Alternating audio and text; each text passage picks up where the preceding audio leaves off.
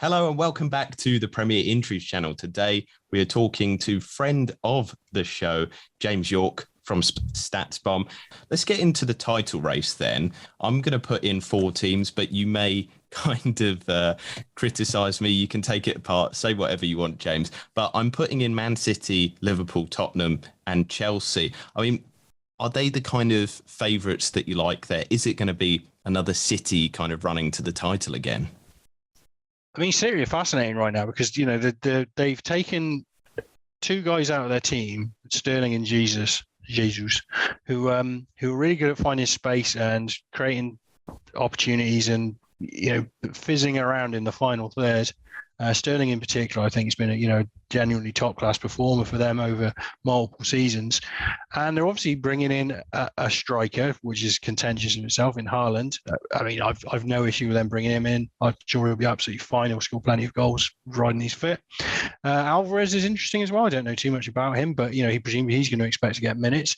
And they've kind of really changed their whole setup for the first time. It feels like in a while, you know, that they've got plenty of attacking talent, of course. You know, you expect Grealish will get more minutes now. Than, you know, he was a bit in and out of the team. Foden's obviously a great player. Mara's on the other side. Bernardo Silva's still there. De Bruyne. There's plenty of strength there. But yeah, and I think Zinchenko's moving out as well. There just feels like there's quite a lot of squad turnover for Man City. Man City don't tend to do that. So I'd be amazed if they weren't still extremely strong. But there's definitely a curiosity around how they're setting up this year, and, you know, what will change. I think Jean-Marie Lilo's left as well. He was the assistant of Pep, like this last season, maybe last 2 seasons. So yeah, they were super good last year. They take more shots than anyone. Maybe I think they took more shots than Liverpool in the end, although it was very close. The defence was the best in the league, clearly, by the underlying metrics. So they've plenty to kind of work with, and still a really top class squad. But yeah, curious time for City, I think. Would you say with the signings, maybe even of Calvin Phillips, that could be a slightly different midfield that we see? Because, you know, his style is more aggressive. Rodri is the classic, maybe akin to Busquets, a little bit more kind of intercepty. Could we be seeing De Bruyne as a 10 almost? Yeah, I mean, De Bruyne creates so much from that kind of, you know, the in that midfield 3 anyway. So I think that, you know, you can get away with playing anyone in Man City's midfield. Really, they're so ball dominant. You know, there's very little risk in behind it. I guess Phillips gives them, you know, a bit more steel, an alternative to Fernandinho now going forward. De Bruyne is going to create crazy amounts of stuff for Holland, one would imagine. Probably quite likes the idea of, you know, playing with him, and yeah, it's going to be fascinating. I think I looked at it quite recently. Under Pep, they've scored, I think, 4 goals in about a quarter of their games. So, like, even any kind of estimation of Haaland's success or failure, they're still going to score, you know, hatfuls at home against the weaker sides, and there's going to be plenty for everyone to feast on. And just one final question then on Haaland himself. Do you have any worries that he will take time to settle in? This is something that, you know, looking at maybe his injury record, people have been worried about that. They worry about kind of comparing him to somebody like Timo Werner, or is he somebody who's so good that maybe transcends league differences? This is a bit of a bugbear of mine. Like, I think that the concept of, like, you know, leagues working out and not working out is a little bit overstated.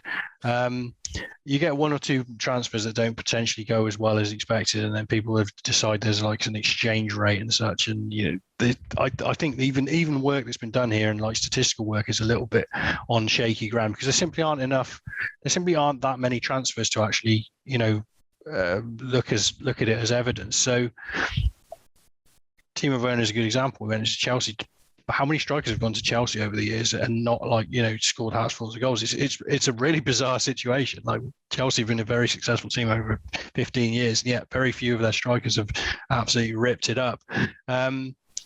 Yeah, I my personal view, people looking to kind of like work out why Haaland doesn't succeed at overcomplicating things. He's a really obvious signing. The injury question is relevant, of course, and if he sustains injuries and he's got a pretty big frame to lug around, then that's going to derail anyone. But from a pure footballing perspective, and can we get the most promising goal scorer in the world right now? Why wouldn't you sign him? You're adding a really interesting ingredient to a front of a team that can operate with or without a traditional striker, and I think, yeah, he could get hatfuls, but at the same time, what's success for Haaland at City? If he scores 25 goals, for anyone else, that'd be brilliant. He's had the most fantastic season. But for him, with his expectations in his history, is that just kind of par? Is that him hitting par? Is that what people want from him?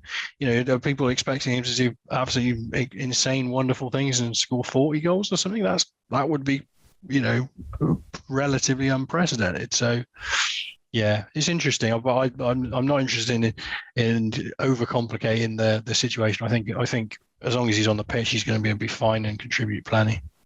Let's move to the Reds then. Liverpool, loss of Mane, but Luis Diaz has come in. First question there is he a good enough replacement? And then kind of maybe placate the Twitter trolls who are going, oh, Darwin Núñez, he missed a shot or something in training and suddenly it's a waste of money, whatever. But, does Liverpool have enough to kind of bring the Man City team to the wire once again? Mane certainly lost. He's been an absolute, top class forward for them the whole time he's been there. Diaz, in the time that he spent there, was particularly good. Looks a plug-in replacement on that side, a very talented player. I think Núñez is curious because again we've got a striker here in a team that hasn't always played with strict kind of central strikers. So I can't say too much about Núñez apart from the fact that I've seen the compilations as well where he's kind of shinning it into touch and you wonder what the story is. I guess the subplot around that is Liverpool have missed so infrequently on their transfers, and obviously Michael Edwards left in at the end of the season. Is there a slightly different emphasis in their recruitment now? Someone else making decisions. I don't know, but it's certainly fascinating to see. This is seemingly the translation from the Portuguese league is deemed as a positive thing at the moment, but we might get 6 months from now and Haaland's got 30 goals and Núñez has got 3, and people think that the German league is the place to mine for talent, and the Portuguese league's finished. So yeah, all these fun subplots that persist around the game. Just one last question then on Núñez before we get on to your team, Tottenham. But with that, do you think maybe some people are overlooking the fact that the sheer volume of crosses, the quality that you have in TAA, the quality that you have on Robertson, Darwin Núñez for some might be almost the perfect fit, somebody who gets to the back post, gets aerially dominant, and if he doesn't win the ball there going into the back of net, he can get the second shot off or get the ball for somebody to follow up. Sure. And I thought that about Haaland as well. The idea that even if he's banging his head against the wall and not getting success one day, he's still occupying defenders that create space for others, and it's going to be a real nuisance. So yeah, that's a curious one. With regards to Núñez, I'll be very interested to see how much he plays. I think I was surprised how much Diaz played when he arrived. I thought he was, coming in and would probably, do well to displace, not Firmino necessarily, but Jota had a fantastic, first half of the season, was, leading the league in many metrics. Obviously, Salah was electric as well in the first half of the season, and Mane's Mane. So, Diaz got plenty of minutes. Klopp dressed him, brought him in. Maybe you'll feel the same way about Núñez, but there's still 5 guys with 3 slots. Salah starts, and then you've got 4 guys for those other 2 slots really, and probably a little less certainty in your absolute top games where Mane would start. Obviously, it's going to be Salah plus 2 rather than Salah Mane plus 1. So yeah, really interesting to see how much time Núñez gets on the pitch. I'm sure he'll play plenty. It's a long, grindy. Well, is it a long season? I'm not sure it was a long season or a short season this year. It's a weird season with a lot of football to be played. So, having 5, good class players for those 3 slots isn't absurd at all. I guess our looking at it from the injury perspective, is it's a dangerous season for just the sheer volume of games in such a normal season time. It is ridiculous. But let's get on to Spurs then. And I spoke to Chris Miller from the Extra Inch podcast the other day. So much positivity around the club, loads of good transfers. Or is that the case? I mean, what do you think on this? And obviously, as always, you'll remove your personal bias. Yeah, I mean, I think it's pretty positive as well. Like, Conte came in and worked wonders. Obviously, just turned the team's progress around. The metrics across his era last season were, if not as good as Liverpool and Man City, who I will say I still rate significantly, most likely versus anyone else. They weren't far behind us all, and they were kind of like third best and through the time that Conte was there. The signings look pretty smart in general, even though someone like Perisic, who's old, like it's worth a look. Conte knows what he can do with him. Maybe you're kind of keeping the seat warm a little bit for Sessegnon and so on. There looks to be depth everywhere. I like Richarlison just as an option. His metrics don't pop, and again, it's interesting. Like Tottenham's front three was pretty much picking itself throughout all of 2022. Certainly once Kulusevski came in, and whether Richarlison displaces someone, gives Son a break. Probably that's probably the main thing that's going to happen there. And just strengthening all over the pitch, like. Longley at the back gives an option instead of Ben Davis, who has been very good. Who else is there? Jed Spence has arrived on the to play wing back. There's just plenty of options across. Bissouma in midfield, he's been very good for Brighton. You don't really dislike any of their signings. It's given the squad depth. It very much was a first 11 last season, and the options that were coming on off the bench, you kind of, if anyone was out, you were a bit like, oh, it's not so good. But yeah, there's a lot of good players in this squad, and with a preseason behind him, there's a few people. It's kind of like the outsiders, kind of like, actually Spurs could contend. I think that probably overestimates them. They've still got a kind of way to go to do that. But if City struggle to acclimatise with new players, Liverpool have a down year for whatever reasons. Key injuries can happen to anyone. It's not beyond the realms that Tottenham are let's say 75-80 point team. That probably isn't enough to win the title in this day and age, but like it would certainly mean that they were in the mix and moving in the right direction. I never say never, but like you'd have to be super confident to actually think that they could outgun the big two. And so the final one that we included in that, but I don't know if you want to bring anybody else in, but Chelsea. But is there a lot of questions over the massive overhaul at the back? They've lost the likes of Rudiger. Is that kind of problematic? But then they ended the season quite strongly. They were second best for XG. They're around fifth for XG conceded.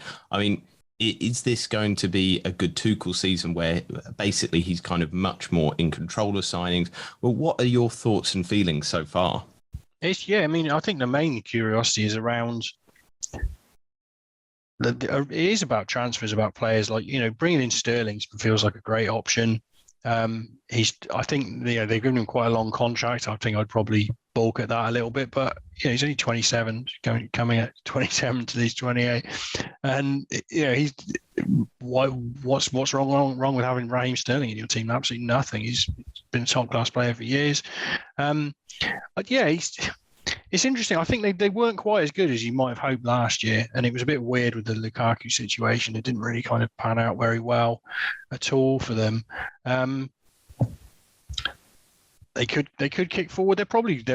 It seems silly to think that they're dark horses. They're not dark horses at all. I guess the whole ownership, it feels like they're signing players they wouldn't sign before. I don't feel like they've signed Raheem Sterling last year, and then with new ownership, it's like, okay, we've got a new vision of the world. Chelsea tends to, historically, it felt like Chelsea tends to sign Chelsea players. It sounds like a dumb thing to say, but they get their own players. They come and play for Chelsea 4 or 5 years, and then they leave the league. So them to be actually signing players within the league, off direct rivals as well. I mean, I know that you've got Conte from Leicester and Drinkwater and Chilwell. So yeah, he buy players off Leicester, but no one else. Just Ashley Cole back in day.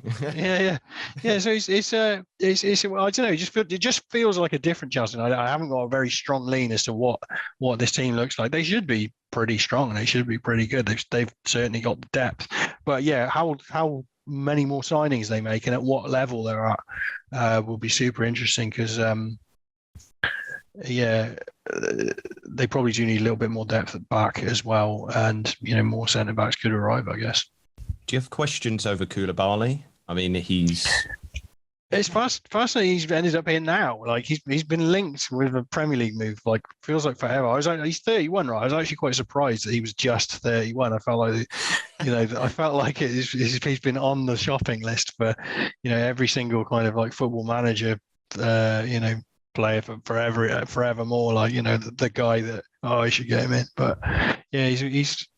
I don't know. I haven't watched enough of Italian football recently to have a really strong opinion about him. But he certainly seems to be well rated. But Thiago Silva, like they bought him, and he's absolutely in his dotage. And certainly from like a metrics perspective, I was looking into like players that can like break lines with passes with one of the projects that I got stuck into quite recently. And Thiago Silva just like looked great at that. It's just like, okay, it's still a really useful cog in the system. So, yeah, maybe the best of the best, can persist into their dotage.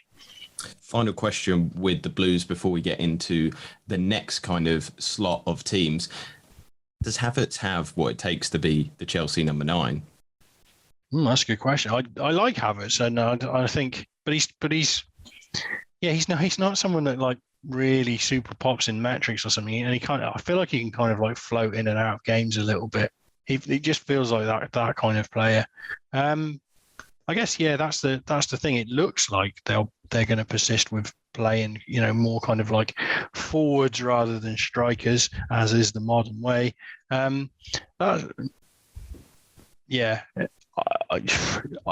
would hope that he would continue to progress in the Chelsea ship, but it's certainly going to be interesting what kind of setup who's going to be inhabiting the key roles going forward. Sterling comes in and like where does Werner play? Do they move him centrally? Sterling's probably going to come off the left, I guess. I haven't seen any preseason games. Have you? No, I haven't. I don't really pay too much. I look for the injury news, but apart from I don't like to read too much into preseason because somebody a fantastic, looking at maybe Manchester United this time. Who's been good recently? Preseason, I hear Man United are back. Yeah, they're going to win everything this year, even things that they're not in, like the World Cup. They'll probably go to Qatar and win that as well. But it is interesting with the Havertz thing. I think the signing of Sterling may help a little bit. Maybe that might not affect Havertz all that much, but the fact that he does make those runs, especially back post ones, that it's the kind of play that maybe Chelsea have needed.